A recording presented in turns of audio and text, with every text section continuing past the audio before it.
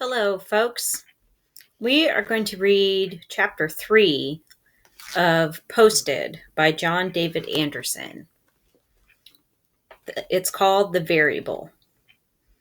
So, Frost. Dee Dee, Bench, Wolf. Tribal names. All names we gave to each other. All except Frost. I was Frost before I ever met them. Word of advice: if you ever get the chance to win your 5th grade district-wide poetry competition, don't. Or if you do, try to keep it to yourself. Because sometimes things stick. They attach themselves like burrs on your socks and they follow you. Like that story your parents always tell your friends' parents at dinner about how you got into the pantry when you were 4 and ate a whole box of lemon jello. The raw powder, not the jiggly stuff.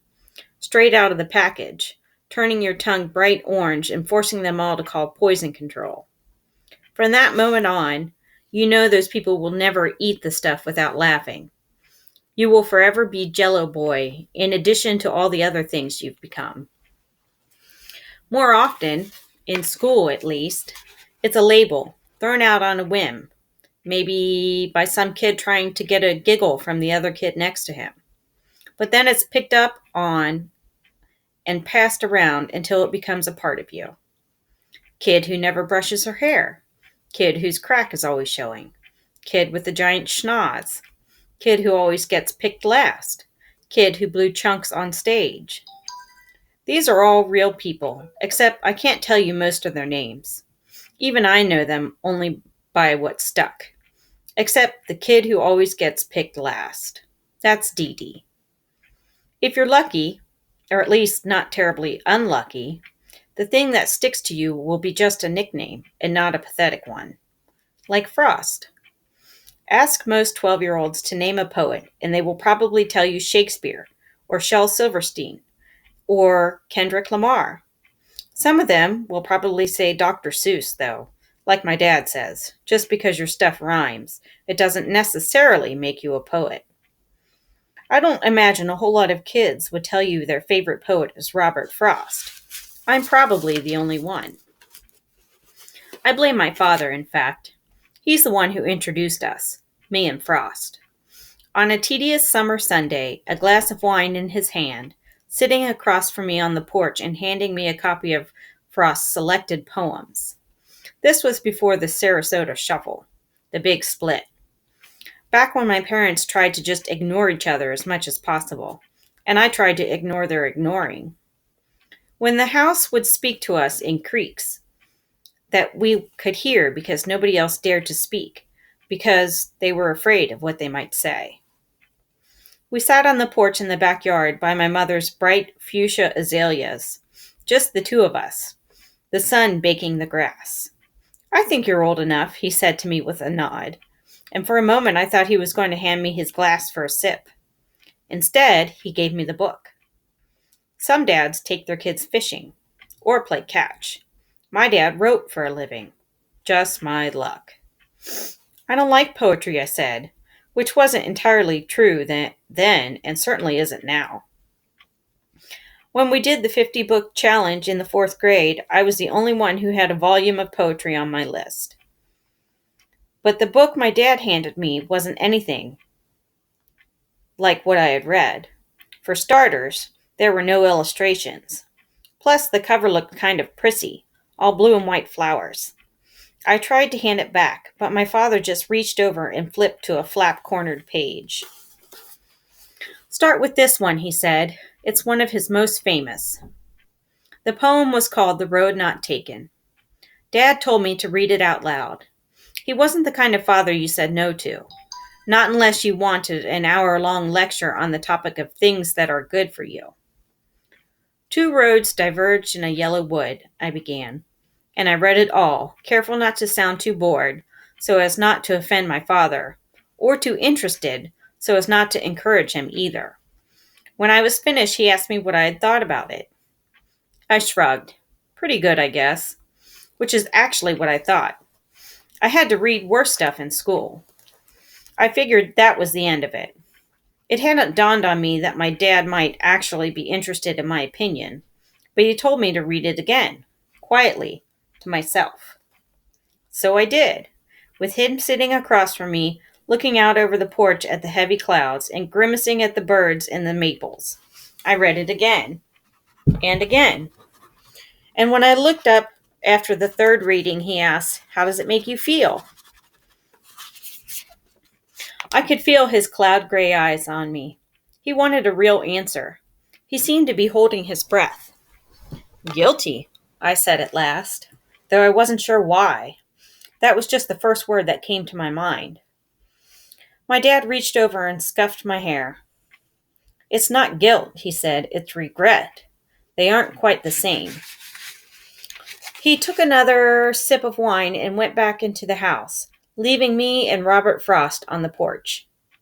He moved out 3 months later.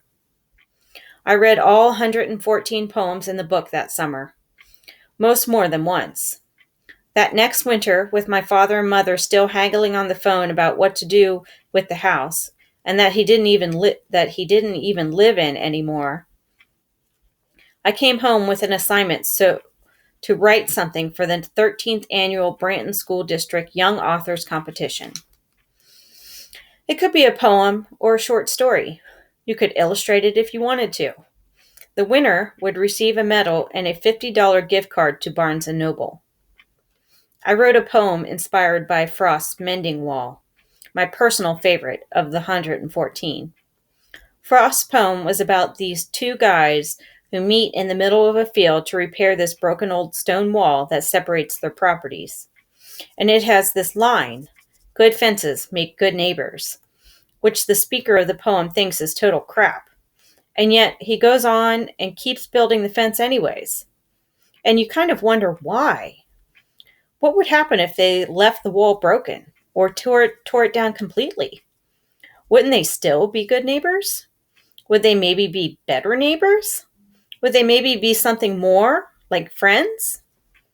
My poem was called "The Elf's Mischief," and it began, "I am the thing that does not love a wall."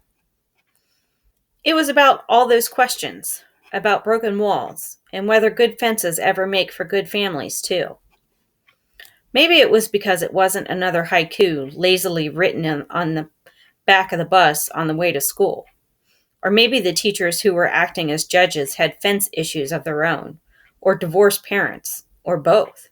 Because I won. Pretty much the only time in my life I've won anything. The day after the awards ceremony, my name was called over the morning announcements at school. The teacher made me show everyone the medal, and then asked me to stand in front of the class and read the poem out loud. The other kids asked if they could have the gift card. Without even thinking, Mrs. Beck said, "We now have our very own Robert Frost." Boom. That was it. One comment from my 5th grade teacher and I became someone else, the junior poet laureate of Folsom County. That same night that I earned my new nickname, my mother drove me to the Barnes & Nobles in Portage, about an hour away, to spend my reward. I bought her a Frappuccino and spent the rest on comic books. As we passed the sign welcoming us back to Branton, sitting right there in the middle of an empty field, I thought about my father and Sarasota and Frost, and how there were actually a whole buttload of fences out in the world, but most of them were invisible.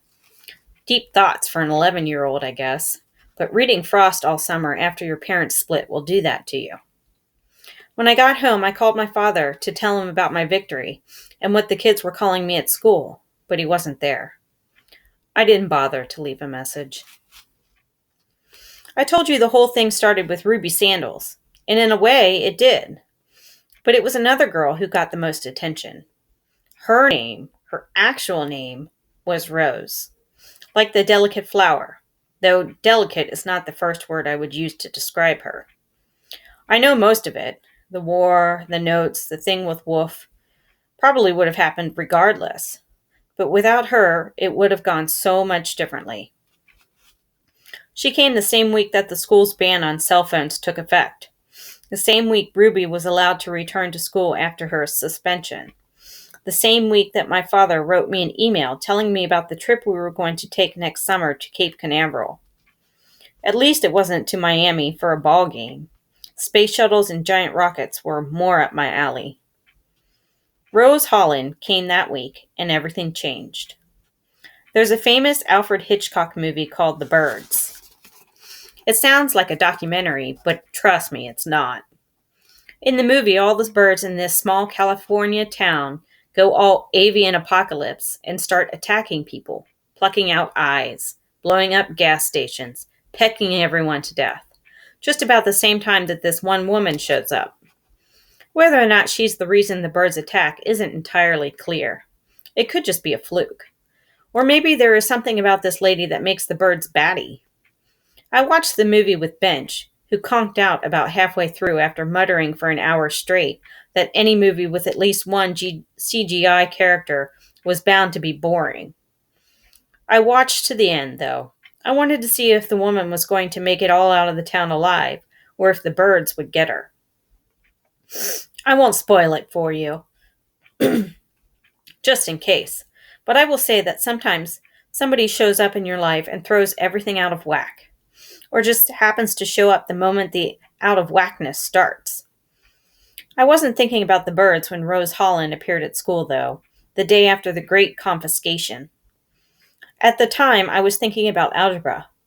I had a quiz in second period, the dreaded Ms. Shears, and had barely bothered to study. And then here comes this new girl, already 6 weeks into the semester. In 2+ years, I had finally gotten comfortable in my surroundings. I knew who I could copy off of and who to avoid in the halls. I had the people I high-fived and the people I nodded to and the people I slunk right by, which was still most of them. Then here comes this unknown. That's what I saw when I looked at her. Not the girl from the Bird movie, but a variable, person X. Capital X. Because if there was one thing you instantly noticed about Rose Holland, it's that she was uppercase. Not big around, like Mr. Jackson, or like Sean Fawcett, who looked kind of like a beach ball with limbs glued to his sides. Not even overweight, just big. More squared than rounded, like she had been constructed of cinder blocks. Of course, this was middle school. I was used to taller girls. But most of the girls at Branton who were tall were also skinny, like stretched taffy. Rose Holland was tall and wide, muscular, like Bench. I figured she was an athlete, volleyball maybe, or soccer. She'd make an excellent goalie, practically impenetrable.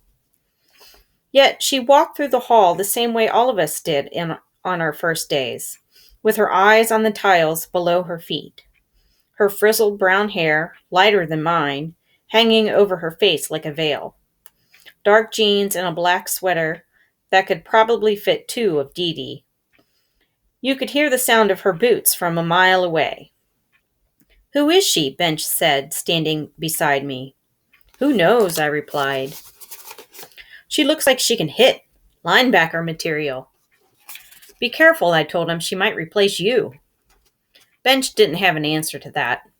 I glanced at the new girl again, noticing everyone step out of her way only to give her a long second look after her back was to them. You'd be tempted to tell them, "Take a picture, it'll last longer." Except, of course, nobody had their phones on them anymore.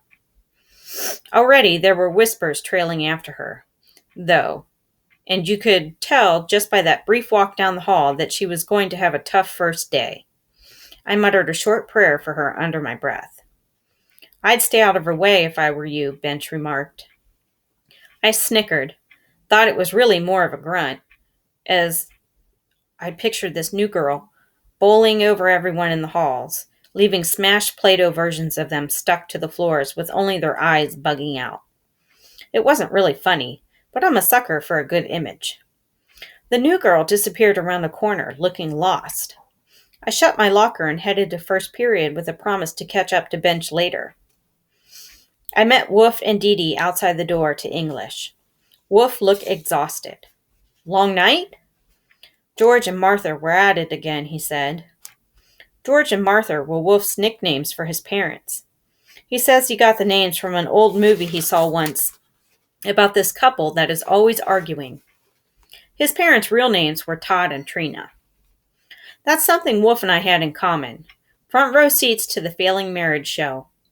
Except where my parents mostly refused to talk to each other, his parents never shut up. His dad hadn't moved out of the house yet.